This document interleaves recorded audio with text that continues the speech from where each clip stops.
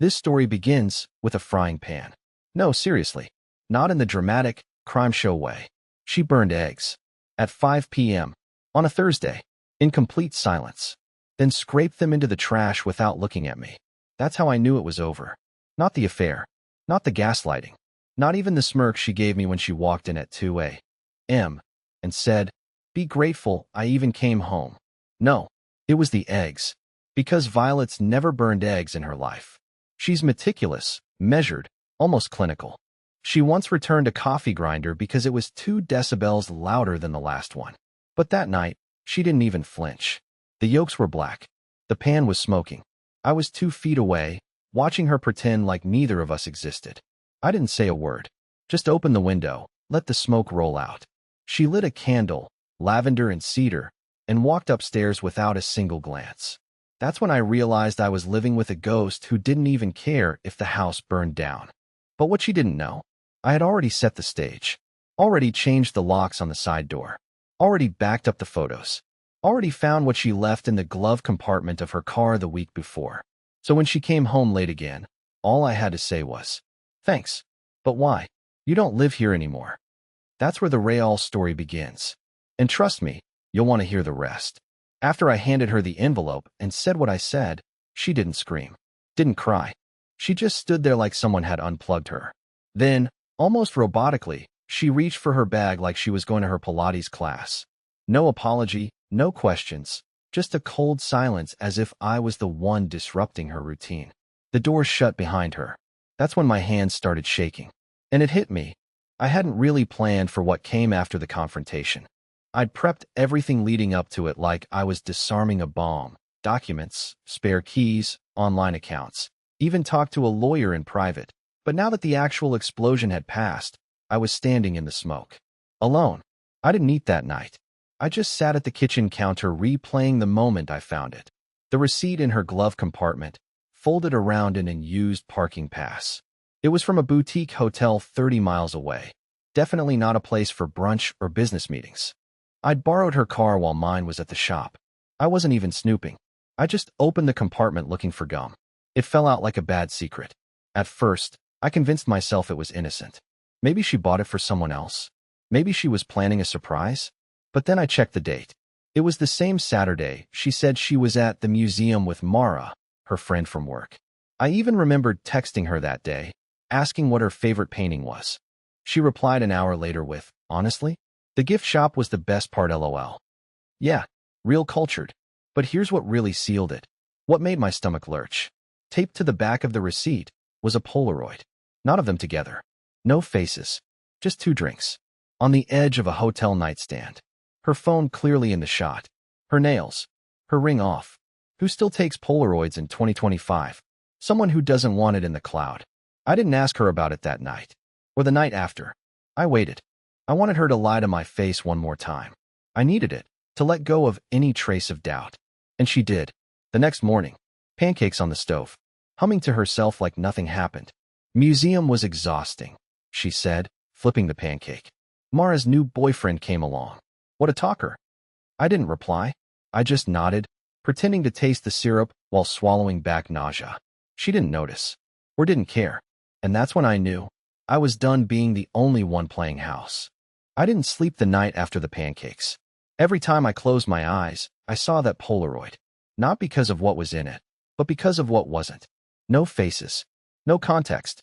Just enough to be damning and not enough to confront her with directly. Violet was smarter than that. Careful. Too careful. So I decided to stop asking questions and start collecting answers. And that's where Mara came in. I waited 3 days. Kept my routine exactly the same. Didn't flinch when Violet said she was meeting Mara again for lunch. Didn't comment when she put on her perfume. Not the everyday one, but the heavy one she only ever wore when she wanted to be noticed. Noticed by someone other than me. The moment she left, I messaged Mara. It was polite. Casual. Just a hey. Violet said you guys hung out at the museum last Saturday. That true? Type of text. The dots appeared instantly, then vanished, then came back. And finally this. Wait, what? We haven't seen each other in like 3 weeks. I just stared at the screen. Blank. I replied. You weren't at the museum with her? Mara, no? She said she was out with her cousin or something. Why, what's going on? Now I had a decision to make. Tell Mara the truth and risk it getting back to Violet, or lie and keep digging. I chose the third option. Let the silence do the talking. I left her on read. 3 hours later, Mara called me. She never calls.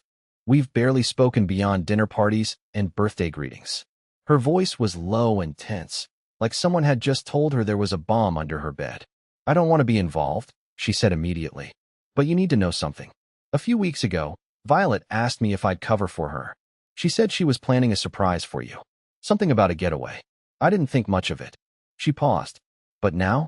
Ellis, I think she's seeing someone. I don't have proof. But the way she talked, it didn't sound like a surprise for you. It sounded like an escape from you. I didn't say anything. I just thanked her and hung up. Then I sat on the stairs in the dark, listening to the sound of our fridge humming in the kitchen, the wind tapping against the window, and the ache in my chest growing louder than all of it. That night, I took her teacup off the shelf, and I smashed it against the floor. Not out of rage, but because I couldn't keep rinsing it anymore. The bedroom had always been hers more than mine. I don't mean that in the typical husband just needs a corner for his socks way. I mean she curated it like an art exhibit. Her candles, her framed prints, her layered throws arranged with surgical precision. My things never made it past the nightstand drawer. And maybe that should have told me something. That night, after the call with Mara, I couldn't sleep. Again. So I did what I always do when something feels off. I walk the house. I do that sometimes. I don't even look for anything specific. I just open drawers, check light bulbs, reposition crooked picture frames. It calms me, makes me feel in control. But this time, my feet brought me somewhere I hadn't touched in years, her old childhood bookcase. It sat tucked against the far wall of our bedroom, half blocked by a chair no one sat in. She refused to get rid of it. Said it held sentimental weight. Stuffed animals, travel journals, 3 broken hair clips, a yearbook from 2007. And behind the books, wedged between Wuthering Heights and a copy of The Alchemist she never finished, was a thin, black envelope. No label, no seal, just resting there like it had always belonged, like she wanted it to be found eventually, but not too soon. I opened it. Another Polaroid. This one had faces. His arm was wrapped around her waist. Her chin was tilted up toward him. Her eyes half closed in that look I hadn't seen in years, not even directed at me. They weren't kissing, but they didn't have to be. It was worse than kissing. It was familiarity. They weren't drunk. They weren't caught in the moment. They were practiced. And at the bottom corner of the photo, in blue ink, one word was written. Jonah. I stared at it, so long my eyes blurred. The photo was dated, handwritten again. 6 weeks ago. A full month before she told me she needed space to reconnect with herself. That was the same week she started sleeping with a pillow between us, claiming she had neck pain. I placed the photo flat on the bed and sat beside it like it was a person. I didn't cry, but my hands wouldn't stop shaking. Not because I discovered the truth. I think, deep down, I already knew. What broke me was this. She kept it. She didn't delete it. She didn't burn it. She didn't even stash it in a locked drawer. She hid it inside her childhood bookshelf like it was some kind of secret love letter to herself. As if she wanted to remember him. Preserve it. Like I wasn't even a consideration. And that, somehow, was worse than the cheating. It was the reverence. The next morning, she made coffee like nothing happened. She handed me my mug like always. No guilt. No tension. Just that soft, indifferent hum under her breath, like everything in her life was still perfectly arranged. She didn't notice that my mug was empty. She didn't notice that I didn't drink a thing. And she definitely didn't notice the black envelope sitting in my coat pocket. I didn't ask her that morning. I didn't ask her anything. I just watched the way she stirred her coffee, slow and rhythmic, like nothing in the world had shifted. The woman across from me had no idea her secrets were unraveling quietly, like thread caught on a nail. And I didn't give her the satisfaction of seeing me bleed. The name Jonah burned in my mind all day. I didn't recognize it. No one in our social circle. No extended family. I even scrolled through her tagged photos and friends list, like some amateur investigator. Nothing. Just the usual acquaintances and coworkers she'd slowly distanced me from. That's when I remembered the envelope had something else inside. I was sitting in my parked car, just outside my office, when I opened it again. I hadn't looked past the photo before. But beneath it, folded so tightly it was almost invisible, was a note. Not handwritten this time. Printed. like it came from a hotel printer or a guest desk. It was a reservation confirmation. The name on the booking? Jonah V. Mercer. 2 nights. 2 guests. Booked using a corporate rate. That last detail hit me hard. Corporate rate. That meant this wasn't some one-night mistake. This was a planned escape. An intentional, scheduled betrayal, slipped between calendar events and carpool reminders. I looked him up. LinkedIn. Marketing executive. Travel campaigns. Mid-40s. Smug smile. Married. Yeah, married. That changed everything. I spent the next 3 hours going down a rabbit hole. Corporate bios, speaker reels, even a podcast interview he did last fall where he talked about balancing work, family, and love. I nearly threw my phone, but it got worse. Because in one of the videos, a 30-second clip of him speaking at a hotel conference, I saw it. In the front row, blurry but unmistakable, was Violet. Her hair pinned back, wearing the green sweater I bought her last Christmas.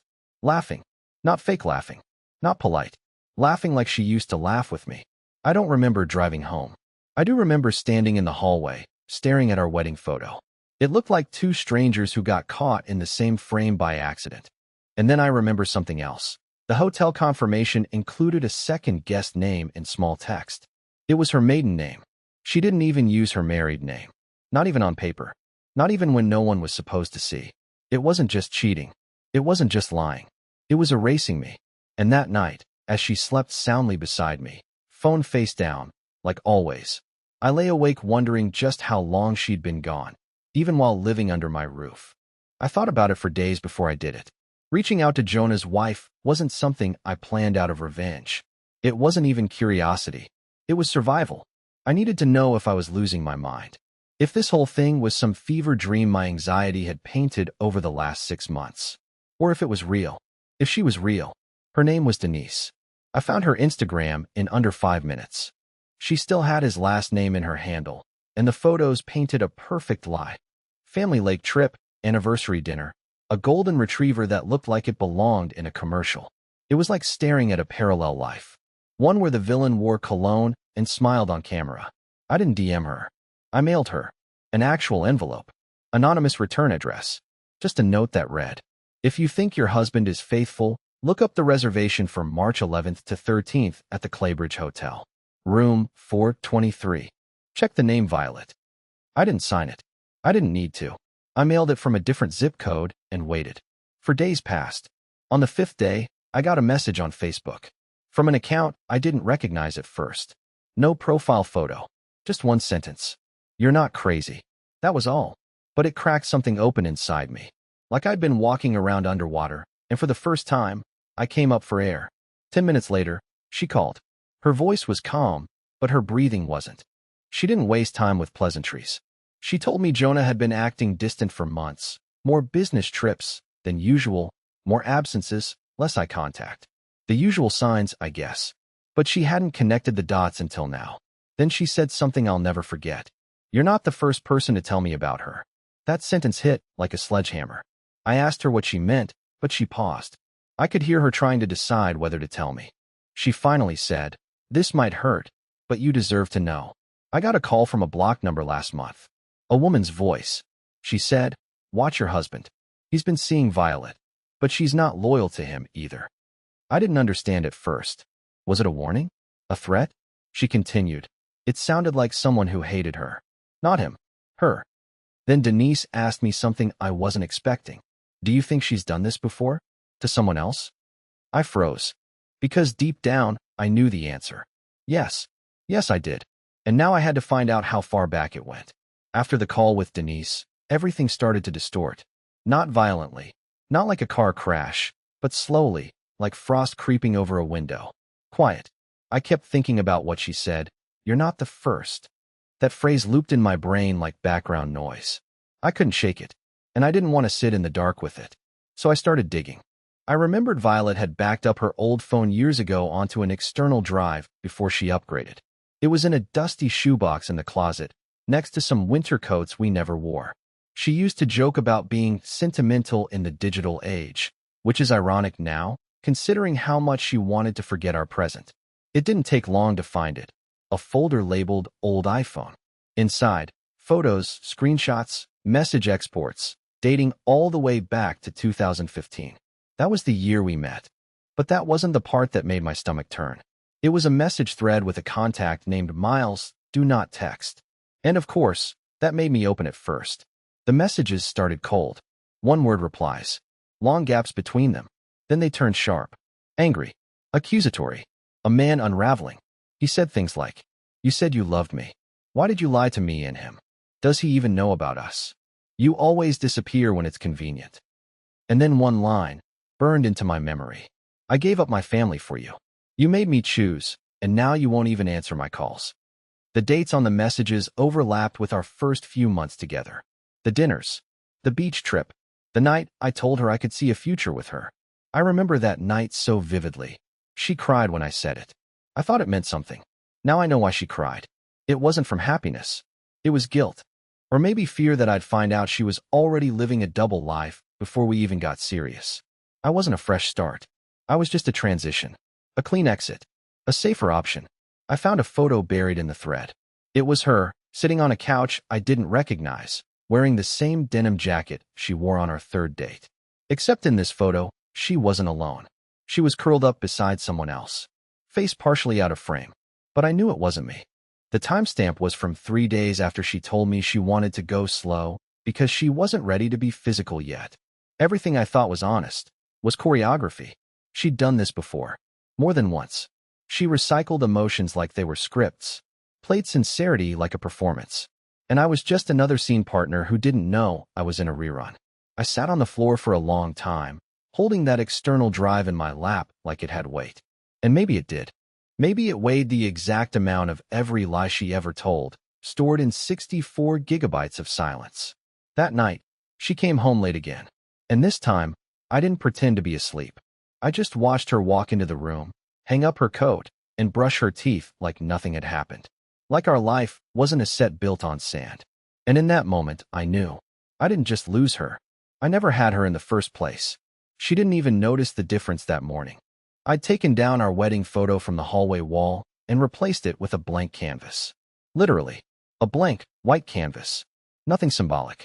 Nothing artistic. Just emptiness.